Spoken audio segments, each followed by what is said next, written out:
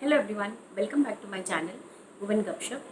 आज मैं एक बहुत इंपॉर्टेंट चीज़ के बारे में आपसे बात करना चाहती हूँ जो कि मुझे काफ़ी रेलेवेंट लगती है। वो है इमोशनल इंटेलिजेंस।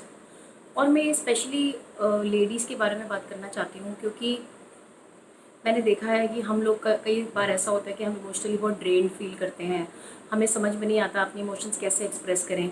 हम जाकर अपनी बात किसी से भी कहते हैं तो उनको लगता है कि हम बहुत ज़्यादा इमोशनल हो रहे हैं, छोड़ो इसकी क्या ज़रूरत है, इतना इमोशनल मत हो। ये सब चीज़ें होती हैं। तो मैं चाहती थी इसके बारे में बात करना क्योंकि ये हमारे मेंटल हेल्थ को अफेक्ट करता है, हमारे रिलेशनशिप्स को अफेक्ट करता है और हमारे वर्क एरिया को भी अफेक्ट करता है। तो आइए देखते हैं हम किस तरह से इमोशनल इंटेलिजेंस को इम्प्रूव कर सकते हैं जिससे कि हम अपनी नॉर्मल डेली लाइफ रूटीन्स में, सिचुएशंस में इसकी मदद ले सकें। सबसे पहला है असर्टिव कम्युनिकेशन।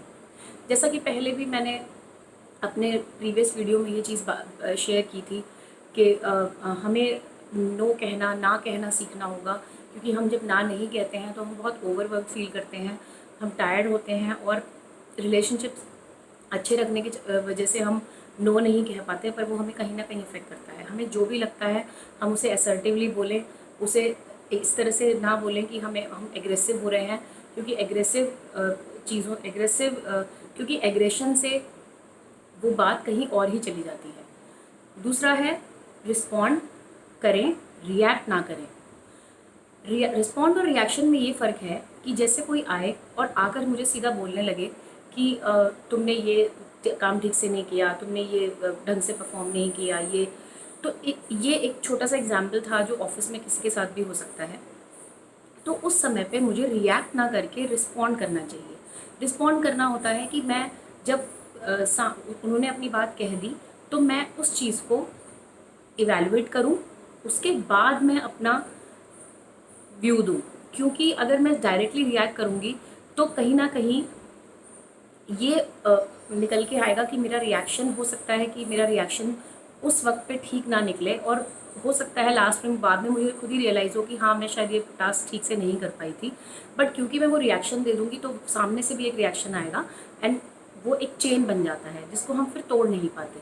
इसलिए ये चेन शुरू होने ही ना दें। सबसे पहले जब भी कोई इस तरह से ऐसा कुछ आर्गुमेंट होता है या कोई भी बात होती है, घर पे भी अगर ऐसा होता है, तो रिस्पॉन्ड करें। पहले ठहरें, सोचें, उसके बाद रिस्पॉन्ड करें, रिएक्ट ना करें। अगला है एम्पैथी। जब भी हम किसी से आर्गुमेंट होता है या हम वैसे भी अगर हम डेली लाइफ में भी देखें तो हमें हमेशा एम्पैथी होनी चाहिए कि सामने वाला जो हमें बोल रहा है उसके शूज़ में जाकर देखना कि अगर हम उसकी जगह पे होते तो हम क्या फील कर रहे होते या हम क्या रिएक्ट कर रहे होते, जो कि जनरली मिसिंग होती है। हम हमेशा यही सोचते हैं कि हम किस तरह से ठीक हैं, सामने वाला इतना ओवर रिएक्ट क्यों कर रहा है। पर कभी कभी ये हमें ये देखना भूल जाते हैं हम लोग कि सामने वाले की जगह अगर हम होते, उसके शूज़ में होते, तो हम कैसे रिएक्ट करते। ये बहुत ज़रूरी है और बहुत हेल्प करता है हमें अपने इमोशंस को डील करने में। उसके बाद है सुनने की कोशिश करें, आर्ग्यूमेंट करने की कोशिश ना करें और आंसर करने की कोशिश ना करें, पहले सुनने की कोशिश करें।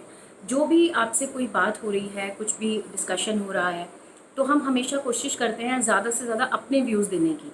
अगर हम ज़्यादा से ज़्यादा सुनने की कोशिश करेंगे तो उससे हमें दूसरे का पॉइंट ऑफ व्यू पता चलेगा, उसकी सोच पता चलेगी और हो सकता है वो हमें हेल्प ही करे। तो कई बार ऐसा होता है कि हमें बहुत जल्दी होती है, हमें अपनी चीज़ें पहले बोलनी होती हैं, अपना आर्गुमेंट जीतना होता है। उस चीज़ में हम बहुत सारी इंपॉर्टेंट चीज़ें मिस कर जाते हैं।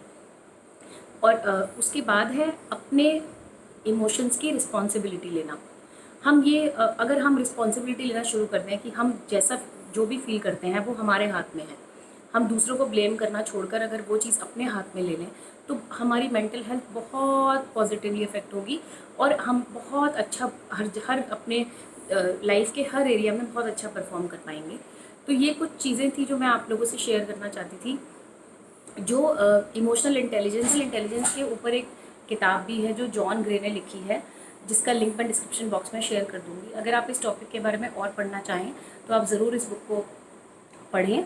और अगर आपको मेरा वीडियो पसंद आया तो इसको प्लीज़ लाइक करें, शेयर करें और अगर आपको ये पसंद आया तो मेरा चैनल सब्सक्राइब करें और बेल बटन आइकन दबाना ना भूलें ताकि आपको मेरे वीडियोस के अपडेट्स मिलते रहें। Thank you so much. चाओ।